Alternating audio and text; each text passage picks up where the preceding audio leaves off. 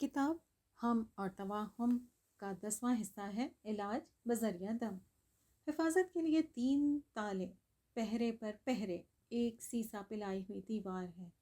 لا الہ الا اللہ وحدہ لا شریک لہ، لہ الملک و لہ الحمد وہو علی کل شیء قدیر۔ صبح یعنی فجر کی نماز پڑھنے کے بعد سے جب بھی موقع ملے 100 بار، اور شام یعنی عصر کی نماز پڑھنے کے بعد جب موقع ملے 100 بار یہ کلمات پڑھ لینے سے صحیحین کی روایت کے مطابق ایک تو حضرت اسماعیل علیہ السلام کی اولاد میں سے ایک غلام آزاد کروانے کا ثواب ملے گا، دوسرا 10 نیکیاں ملیں گی، تیسرا یہ کہ 10 گناہ بھی مٹا دیے جائیں گے۔ دن بھر حفاظت کے لیے کفایت کرے گی اور انسان کے بہترین اعمال میں لکھی جائے گی۔ ان کلمات کی فضیلت کا اندازہ اس بات سے بھی ہوتا ہے کہ یوم العرفہ کے عظیم دن یہی کلمات ادا کرتے جانا باعث ثواب ہے، افضل دعا ہے، اور اسی میں مزید اضافے کے ساتھ اگر ایک بار کسی بازار میں پڑھیں لا الہ الا اللہ وحدہ لا شریک لہ، لہ الملک و لہ الحمد یحیی و یمیت وہو حی لا یموت بیدہ الخیر وہو علی کل شیء قدیر، تو اللہ تعالیٰ اس کے لیے 10 لاکھ نیکیاں لکھتا ہے، 10 لاکھ گناہ معاف فرماتا ہے اور 10 لاکھ درجات بلند فرماتا ہے، اور ایک روایت میں جنت میں محل کی بشارت بھی ملتی ہے صرف ایک بار پڑھنے سے۔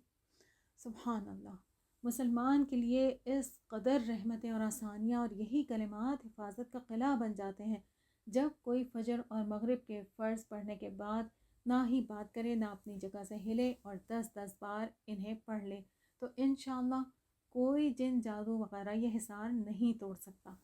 بہت غور طلب مقام ہے کہ یہ چند الفاظ ہی تو ہیں نا، مگر اللہ تعالیٰ نے ان کا اجر و ثواب بے تحاشا بنا دیا، تو پڑھنے والے کو مل کر رہے گا۔ اسی طرح وہ باتیں جن سے روکا گیا ہے، غیبت، چغلی، بہتان، الزام، گالی، طعنہ، بدگوئی، فحش، یا بہت ملائم لطیف محبت سے لبریز مگر نامحرم سے کلام، یہ سب بھی تو الفاظ ہی ہیں نا۔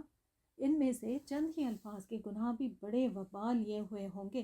یعنی اچھا کھانا گندے پتیلے میں، عمدہ فیول کچرے والے ٹینک میں، بھلا کیا فائدہ دے سکتا ہے؟ اچھے اذکار کے بعد باقی وقت میں برے الفاظ سے نجات کے لیے ہمیں کرنا صرف اتنا ہے کہ غیبت النفس سے خود کو بچانا ہے۔ یہ کیا ہے؟ دل میں بھی کسی برے کو برا بھلا کہنے پر اپنی جان، قیمتی وقت اور انمول نیکیاں نہیں گوانی ہے انشاءاللہ باذن اللہ تعالی۔ یہ لفظ غیبت النفس لکھ کر کوئی نشانی طے کر کے کہ اسے دیکھ کر یہ لفظ یاد آ جائے، اس نشانی کو دیکھ کر یہ لفظ یاد آ جائے، جگہ جگہ لگا دیں تاکہ ذہن کا غلط فلو اس بات کو دیکھ کر ٹوٹ جائے، جس سے سوچ کا دھارا مثبت ہو اور جسمانی، ذہنی، جذباتی، ایمانی صحت بہتر ہو پائے۔ اینٹی ڈپریسنٹس ادویات نہ تو لینی پڑے، نہ ہی ان کے سائیڈ ایفیکٹس بھگتنے پڑیں۔ بول دیں غصے کے ساتھ تمام تر وسوسوں کو کہ بس پکی کٹی تم سے، جاؤ ہم نہیں بولتے، اور منہ پھیر لیں درست سمت۔ اللہ تعالیٰ آسانیاں پیدا فرمائے گا انشاءاللہ، آپ کوشش تو کریں۔ مصیبت جو آ چکی اسے خدا را اپنی سوچ سے عذاب میں تبدیل نہ کریں، بلکہ دعا کریں کہ اس سے بھی اجر کما لیں۔ 2 سجدوں کے بیچ میں جو دعا پڑھتے ہیں نا، اللہم اغفر لی ورحمنی وجبرنی، یعنی مصیبت کا اجر، نقصان کا اجر، چھن جانے کا اجر لوٹا دے، ورفعنی، مجھے دنیا اور آخرت میں بلند درجات عطا فرما، اور جن حالیہ یا پرانے حالات سے درجات میں بلندی ہونی ہے اس پر صبر جمیل کی نعمت عطا فرما، واہدینی،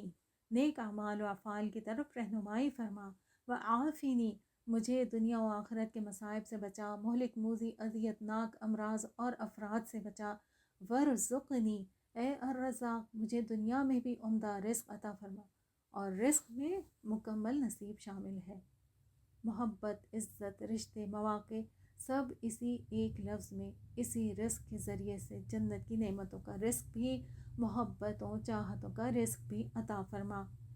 اس دعا کو کبھی نہ بھولیں، اور پھر اللہ کے فضل سے زندگی میں زبردست مثبت اثرات دیکھیں۔ صبح شام کی کچھ دعائیں یاد سے پڑھنے کا ریمائنڈر لگا لیں، جیسے حدیث کا مفہوم ہے کہ کیا چیز تمہیں میری اس نصیحت سے روکتی ہے کہ تم کہو یا حی یا قیوم برحمتک استغیث اصلح لی شأنی کلہ ولا تکلنی الی نفسی طرفۃ عین، کہ اے زندہ جاوید، اے کائنات کے نگران، میں تیری ہی رحمت کے ذریعے سے فریاد کرتی یا کرتا ہوں، تو سنوار دے میرے ہر کام، اور نہ سپرد کر مجھے میرے اپنے نفس کے آنکھ جھپکنے کے برابر بھی۔ اسی طرح کی بہت کارآمد دعائیں تو ہیں ہی، ساتھ ہی یہ بھی سعادت کہ جب جب سنت پر عمل کریں تو رب العزت کی محبت اور بخشش نصیب ہو انشاءاللہ۔ جس طرح دودھ گرم کرنے رکھیں تو جہاں نظر ہٹی ساری کریم، مکھن، ملائی، توانائی، غذائیت، لذت تو پل بھر میں ابل کر گر ہی جاتی ہے، کام بڑھ جاتا ہے الگ، بھوک رہ جاتی ہے سو الگ۔ اسی طرح پل پل خود پر نظر نہ رکھنے کے سبب ایسے ہی اچانک بہت سے نقصانات کا سامنا ہو جانا عین ممکن ہے۔ تو یہ طرفت عین والی دعا بھی دھیان سے پڑھنی ہے، باقی دعائیں بھی۔ وظائف کے معاملے میں احتیاط سے کام لیں، صرف مستند علماء کرام کو سنیں، مستند کتب سے استفادہ کریں، اور مسنون اذکار یا اعمال کے سوا کسی طرف آنکھ اٹھا کر بھی نہ دیکھیں، تو انشاءاللہ شیاطین تھک کر آپ کی راہ چھوڑ جائیں گے اور رب کی بارگاہ میں بھی آپ سرخ روح ہو سکیں گے۔ بتایا جاتا ہے کہ ہندوستان میں جب لوگ نئے نئے مسلمان ہوئے تو صرف زبان کے بول کے ذریعے ایجاب و قبول سے ان کو تسلی نہیں ہونے پر اپنے ہی طور پر پھیرے بھی لگوا کر شادی مکمل کی جاتی۔ یہی حال ہمارے بعض گھرانوں کا ہے۔ اگر کلچر میں رائج طریقوں پر وظائف کے لیے گھر کے بڑوں کی طرف سے بہت زور رہتا ہو تو کسی سمجھدار بزرگ سے رابطہ کر کے انہیں سمجھانے میں مدد لی جا سکتی ہے۔ دم کے لیے سب سے سادہ طریقہ اور ہر کتاب میں قریب قریب ملتی جلتی ترتیب سے جو آیات بتائی گئی ہیں ان کو یکجا کریں تو جانیں گے کہ یہ تو منزل کے نام سے مشہور ہیں۔ اس بات کا بہت خیال رکھنا ہے کہ قرآنی آیات پڑھنے سے پہلے اعوذ باللہ من الشیطان الرجیم لازم پڑھنا چاہیے۔ بسم اللہ صرف سورت کے شروع کرتے وقت اہم ہے، لیکن اعوذ باللہ من الشیطان الرجیم لازم ہے۔ دل جمعی سے نماز پڑھنا اپنے آپ میں حفاظت کا بہترین وظیفہ ہے۔ وضو کے بعد کی دعائیں، نماز کے بعد کے اذکار، کھانے سے پہلے اور بعد میں دعا، کپڑے پہننے، بازار جانے، سواری پر بیٹھنے، لکھنے، پڑھنے، اہم بات شروع کرنے سے قبل دعائیں، گھر واپس لوٹنے، اس میں داخل ہونے، غرض ہر دم دعائیں، اذکار، اللہ کی یاد ساتھ ساتھ ہو سکتی ہے۔ اس لیے باہر سے کوئی دم کرے یا آپ خود بھی لمبے تھکا دینے والے وظائف، اس سے حتی الامکان خود کو بچائیں، بلکہ اپنا وقت، اپنی توانائی اور اپنی توجہ قرآن کے تدبر میں لگائیں تاکہ اس کے مطابق زندگی بھی گزار سکیں اور موت کا استقبال بھی کر سکیں۔ سیرت النبی صلی اللہ علیہ وسلم کو مختلف علماء سے سیکھیں تاکہ زندگی میں اتار چڑھاؤ کے وقت حکمت و استقامت نصیب ہو سکے۔ کردار سازی کے لیے مستند ویب سائٹ سے لیکچر سننے میں وقت لگائیں تاکہ اپنی اور بچوں کی تربیت بہتر اصولوں پر کر سکیں۔ شیطان کے ہتھ کنڈوں کے بارے میں جانیں تاکہ اس کے جھانسوں سے بچ سکیں، بلکہ اوروں کو بھی بچا سکیں۔ دو دعائیں ویسے تو کبھی بھی پڑھی جا سکتی ہیں، لیکن سنت کے فضائل ذہن میں رکھتے ہوئے فجر کی 2 سنت کے بعد ذرا سا تدبر کرتے ہوئے پڑھ لیا کریں۔ اللہم انی اعوذ بک ان اضل او اضل او ازل او ازل او اظلم او اظلم او اجہل او یجہل علی۔ ترجمہ ہے، اے اللہ، میں اس بات سے تیری پناہ چاہتا ہوں کہ میں گمراہ ہوں یا گمراہ کیا جاؤں، بہک جاؤں یا بہکایا جاؤں، یا میں کسی پر ظلم کروں یا مجھ پر ظلم کیا جائے، یا میں کسی کے ساتھ جہالت سے پیش آؤں یا میرے ساتھ کوئی جہالت سے پیش آئے۔ ایک دن میں 8 پہر ہوتے ہیں اور اس دعا میں بھی 8 باتوں سے ہی اللہ کی پناہ مانگی گئی ہے، تو یہ بڑی ہی ہشت پہلو توجہ دلاتی ہے کہ فرد تنہا کچھ نہیں، لیکن جن لوگوں کے ساتھ رہتا ہے، جس دنیا کے ساتھ چلتا ہے، وہاں سارے قصور وہ خود نہیں کرتا، بلکہ کچھ بد اخلاقیاں اور نقصانات رد عمل کے طور پر بھی سرزد ہو جاتے ہیں۔ انہی سے اللہ کی پناہ مانگنی سکھائی گئی ہے۔ اب یہ تو ہمارا کام ہے کہ ہم دیکھیں کس وقت بھٹک کر توبہ ٹوٹ جاتی ہے، یا کس پر بھڑک کر غیبت کے معاملے میں پھسل جانے میں پہل آپ کی طرف سے ہوتی ہے، کہاں غصے میں ظلم کر جاتے ہیں یا سہم کر ظالم کا ہاتھ نہیں روکتے اور یوں خود پر ظلم کر جاتے ہیں، کب کوئی دین سے بے بہرا انسان ایک غلط حق مانگ کر جہالت کا برتاؤ کرتا ہے یا کب کب علم پر عمل نہ کرنے والی جہالت سرزد ہو جاتی ہے۔ غور کرتے رہیں تو انشاءاللہ زندگی سے جڑے اس دعا کے ان گنت پہلو آپ کے سامنے آتے چلے جائیں گے، جس سے کئی ایشوز پر صبر سے اپنی تربیت کرنا بھی آسان ہوتا ہے، جذبات پر قابو پا کر اعتدال اختیار کرنا بھی، اور دوسروں کو دست درازی سے باز رکھنا بھی۔ دوسری ہے دعائے نور۔ اللہم اجعل فی قلبی نورا وفی سمعی نورا وعن یمینی نورا وعن یساری نورا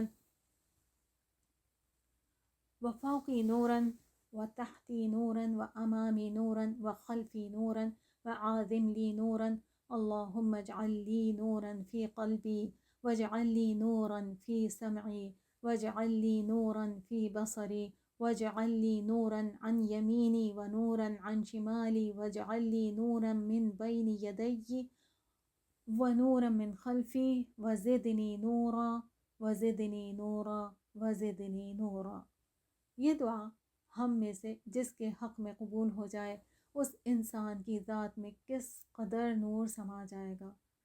جب کبھی تدبر کرنے لگیں تو سمندر کی گہرائی میں پڑے گوشت کے بدبودار لوتھڑے پر غور کیجیے گا کہ جسے پکا کر کھانے کی طرف کسی صورت دل مائل نہیں ہوتا، لیکن ایک روز اس کے شیل میں ریت کے چند ذرات گھس کر اسے بہت پریشان کرتے ہیں، جس پر وہ صبر جمیل اختیار کرتا ہے، صبر جمیل،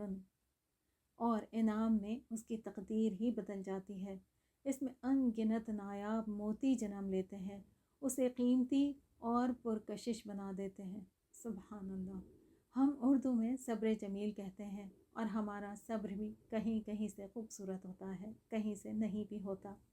حالانکہ عربی میں لفظ پر تنوین آ جائے تو اس کا مطلب ہوتا ہے سب کا سب، تمام تر، پورا کا پورا، ہر طرح سے۔ صبر جمیل، پکا، پائیدار، پر حکمت، پر امید۔ کیسی عجیب بات ہے کہ صبر کرتے وقت ہمیں یاد نہیں رہتا کہ ان اللہ جمیل، ان اللہ جمیل یحب الجمال۔